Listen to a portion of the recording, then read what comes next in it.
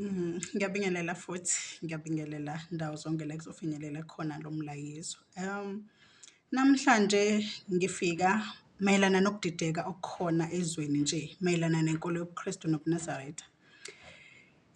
Ngike ngaba nenkulumo noNkulunkulu mayethi ake ngizocacisa noma ngizofundisa mayelana nenkolo yobuNazaretha kanye nenkolo yobuKristu. So ngike ngambuza uNkulunkulu ukuthi uNkulunkulu uchaza ukuthini mangabe uthi inkolo yobuNazaretha nenkolo yobuKristu. Ube esethi uNkulunkulu inkolo yobuNazaretha kuye kwaba inkolo ayehlisile phezu kwesizwe sabantu abamnyama.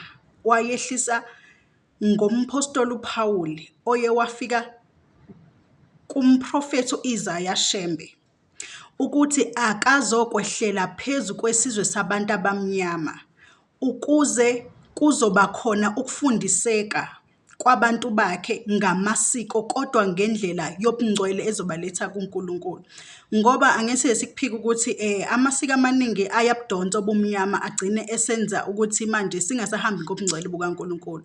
So uNkulunkulu uye wasebenzisa umprofethi Isaiah Shembe ukuthi akazokwehlela noma akazosebenza abakhombise abantu bakhe okuyisizwe simnyama njengoba i-culture ne-culture noma ngingathi inkolo nenkolo inomholi noma inomnikazi wayo. So mangabe ezokwehlisa-ke ngapha kuthina sizwe sinsundu ukuthi nangu-ke manje umprofethi Isaiah Shembe. U-Isaiah Shembe uzoba yini? Inkosi yenkolo.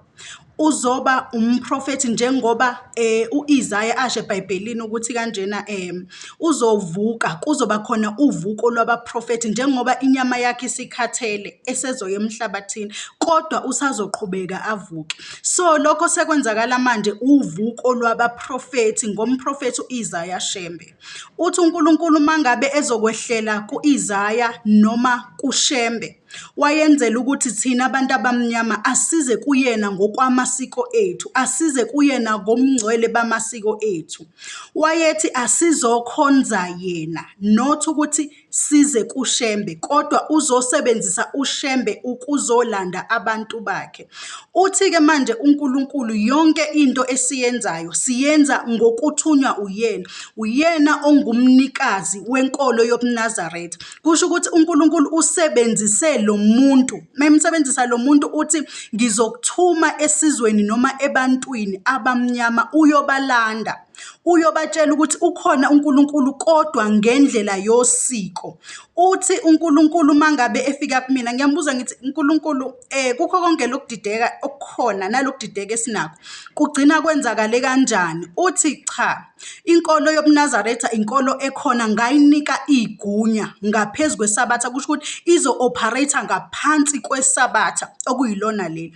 Kodwa ekuyinikeni kwami igunya ngathi izophilisa isizwe isilethe ngaphansi kwami. Ngathi labantu bazolandwa ngevangeli lobuKristu kodwa besebenzisa ubuNazaretha. Ngafika ku-Isaiah ngathi yena indlela azosebenza ngayo uzobatshela abantu noma aba-educate ngosiko ukuthi abangalahli usiko njengoba as uNkulunkulu ekhona. But uNkulunkulu mangabe ekhona kunento ezokuvimba ukuthi uxhumane noNkulunkulu. Unento ezokuvimba ukuthi ugcine ungalitholile usindiso lukaNkulunkulu esinamasiko esinemsamo. So uNkulunkulu ukwenzele lokho ukuthi ehlise umprofethi uIsaiah Shembe ukuthi akazoba inkosi yenkolo. Inkosi yenkolo ezoba inkosi ezohola amakhosi omhlaba. Amakhosi omhlaba kusho ukuthi yena unikiwe lamandla okuba umbusi phezu kwamakhosi wonke. So thina uthi uNkulunkulu icala elikuthina noma la esiphambuka khona ukuthi bese siyakhothama phambi kwenkosi uShembe. Kanti akufanele sikhonze yena, kufanele sikhonze uNkulunkulu njengoba nenkosi uShembe mangabe ibusisa ithi iyasibusisa uNkulunkulu akubusise. Kusho ukuthi lokho kusikhombisa ukuthi uNkulunkulu unamandla phezu kwale nkolo, unamandla phezu kwakho konke. Njengoba ethe kumina uma ngabe ngithi uNkulunkulu ngicela ucacise, athi uNkulunkulu uyedwa uNkulunkulu emhlabeni, uyedwa omnipresent, u-omnipotent, kodwa eyedwa nje akaphikisani nenkolo yesintu. Eyedwa akaphikisani namasiko, eyedwa akaphikisani nendlela abantu abamnyama abenza ngayo.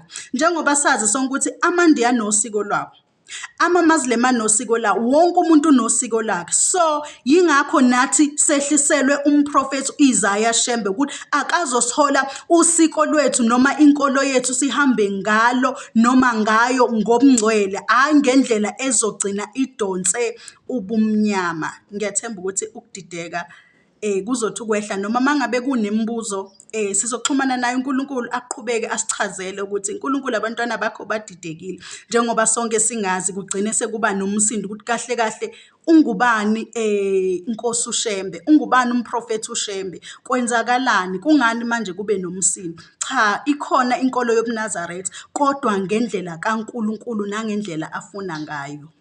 Ngiyabonga. Okunye engiye ngakubuza kuNkulunkulu ukuthi okay, uNkulunkulu kwenzeka kanjani ukuthi pho kugcine sekuba namakhosi noma nabantu abaningi abazibiza ngokuthi bangabaholi noma bangabavangeli noma bangabefundisi bakaShembe.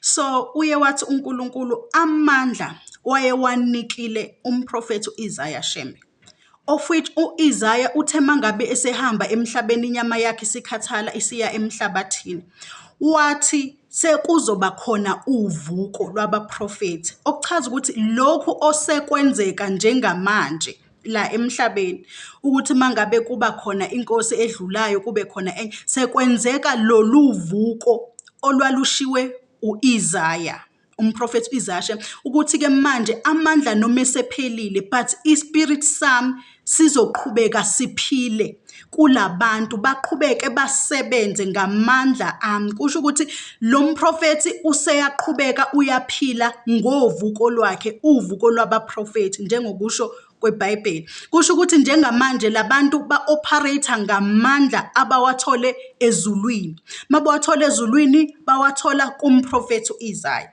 Okusho ukuthi manje le nkolo akungabi khona ukudideka, inginkolo kaNkulunkulu, iyinkolo elethwe uNkulunkulu phezu kwethu sizwe simnyama, iyinkolo ezele ukuzosifundisa nokuzosicebisa ngamasiko ethu, asingawadeli, asingawalahli, akhona. So kunephutha esilenzayo, kunephutha eligcine lenziwa-ke abantu emhlabeni. Leli phutha athi uNkulunkulu akukwazi ukuthi sikhonze noma sikhothamele manje lo muntu amthumile. Lo muntu umthumile yena ukuthi akazoba inkosi yomhlaba. Kusho ukuthi manje thina asisenzi lokho kufunwa uNkulunkulu, ngoba uNkulunkulu maye yedwa thina sigcina sesikhonza yena.